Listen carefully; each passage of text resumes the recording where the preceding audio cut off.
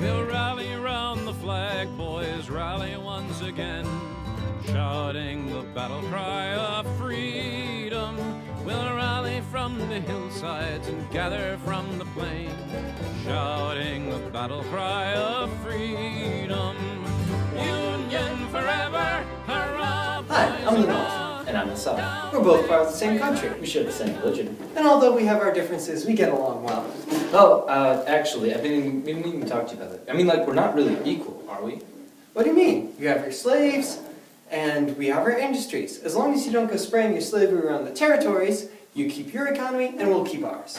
That's exactly what I'm talking about. In the words of John Calhoun, there has been a series of acts by which the South has been excluded from the common territory of the federal union, which has the effect of extending vastly the proportion allotted to the northern section and restricting within narrow limits of the portion of the South. All we're trying to do is prevent the spread of slavery. Certainly, I have a number of radical abolitionists, but most of my citizens are happy to leave your slaves alone as long as you don't spread it into the territories. Don't we have a Fugitive Slave Act? Which you refuse to enforce. What if we do not?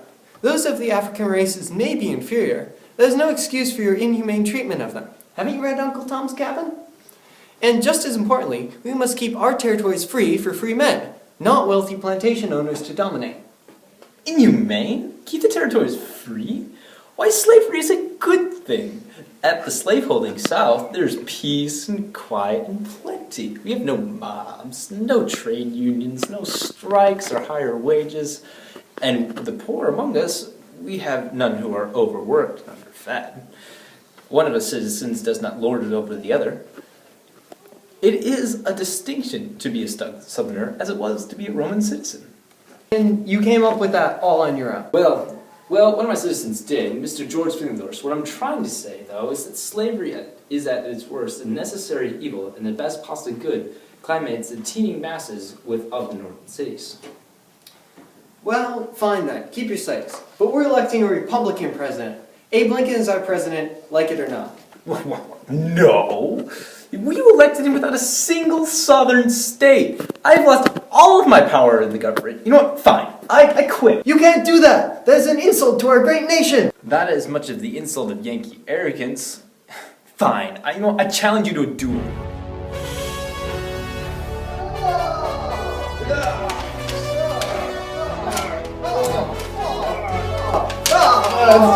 No! I'll blockade you and go up the Mississippi, strangle you like an anaconda! No!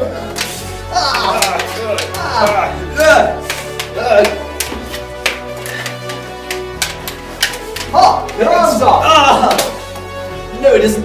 What's that over there? Gettysburg. Oh no! Oh, they're draft runners! Oh! You lack of industrialism. You've crippled me. But I can still keep my men supplied with arms!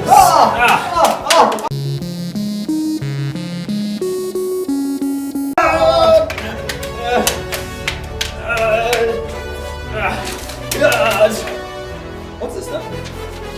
Emancipation Proclamation. Frees all the slaves. Enforce it if you can.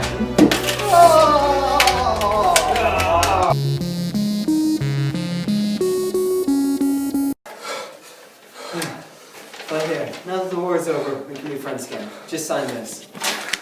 What's this? It's the 13th Amendment, bans slavery. Make sure you enforce it properly.